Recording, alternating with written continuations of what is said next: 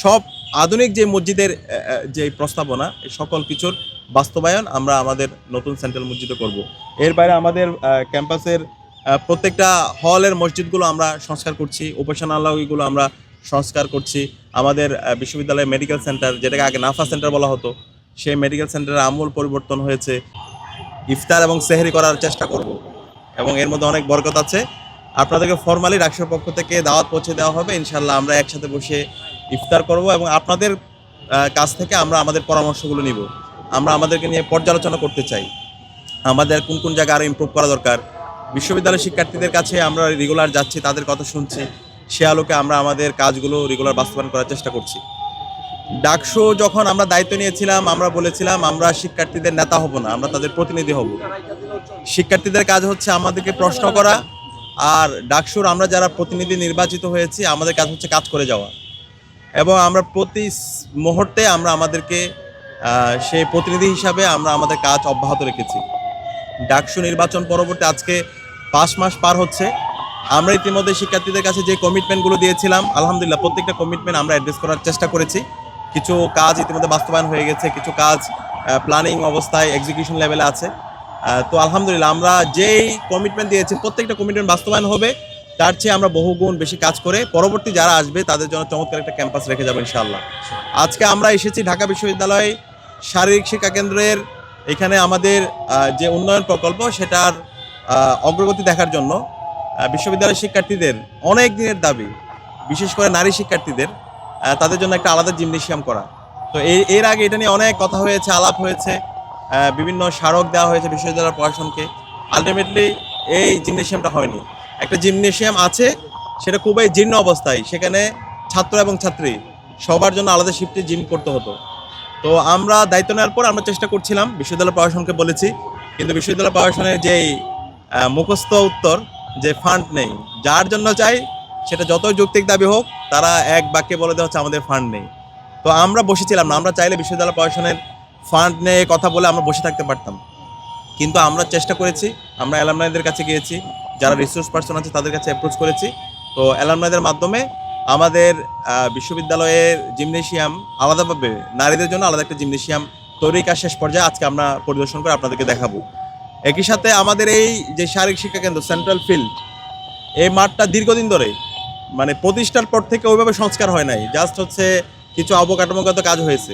তো আমরা দায়িত্ব নেওয়ার পর আমরা বলেছিলাম এই শারীরিক শিক্ষা কেন্দ্রে আমরা আমূল পরিবর্তন করব।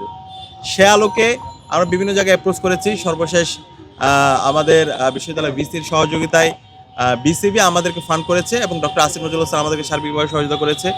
এই মাঠ সংস্কার করার জন্য প্রায় 2 কোটি টাকার বাজেট আসছে। আমরা চেকও নিয়ে এসেছি এবং একটা কমিটি হয়েছে এবং খুব দ্রুত সময়ের মধ্যে পুরো মাঠ সংস্কারের জন্য কাজ শুরু হয়ে যাবে। এবং এর আওতায় এই হচ্ছে বিশ্ববিদ্যালয়ের শারীরিক শিক্ষা কেন্দ্র মাঠ, এটা একটা আধুনিক সেন্টার হিসাবে রূপান্তর দিতে পারবো। একই সাথে আমাদের যে ইনডোর যে রুমটা আছে গেমস রুম, সেটাকে আমরা আধুনিকায়ন করব এবং খেলাধুলার যে আধুনিক ইনস্ট্রুমেন্টগুলো দরকার সেই ইনস্ট্রুমেন্টগুলো আমরা ব্যবস্থা করব এবং এই মাঠকে ফুটবল, ক্রিকেট থেকে শুরু করে যত ধরনের খেলাধুলা আছে সেই খেলাধুলার জন্য উপযোগী করা হবে।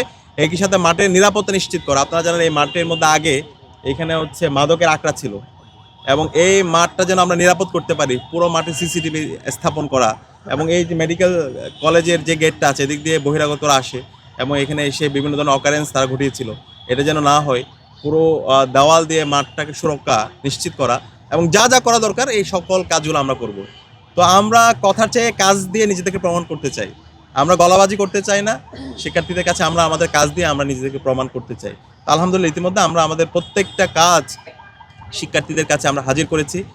ইতিমধ্যে আমরা সেন্ট্রাল মসজিদ দেখতে পেয়েছেন, সেন্ট্রাল মসজিদে আমূল পরিবর্তন হয়েছে। 65 বছর পরে এই সেন্ট্রাল মসজিদের সংস্কার হয়েছে এবং এই মসজিদটা খুব দ্রুত সময়ের মধ্যে একটা কমিউনিটি কমপ্লেক্স আমরা স্থাপন করব, যে মসজিদের মধ্যে নারীদের জন্য নামাজের বড় জায়গা থাকবে, ওইখানে সেমিনার রুম থাকবে, ওইখানে লাইব্রেরি থাকবে, একই সাথে হচ্ছে ওইখানে গবেষণার জন্য হচ্ছে আলাদা সেন্টার থাকবে।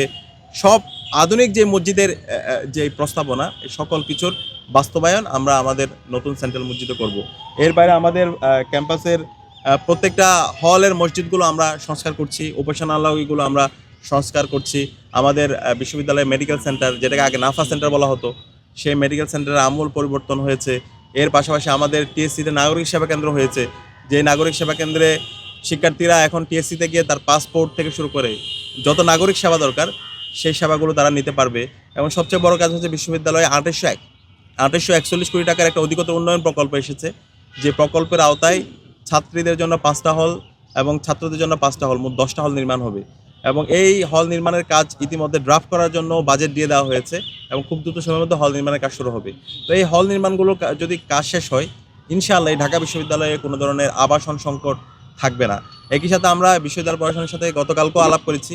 আমরা বলেছি বিশ্ববিদ্যালয়ের যে সিট, এটা যেন অনলাইনে শিফট করা হয়, সব কিছু যেন অনলাইনে স্টুডেন্টরা দেখতে পায়।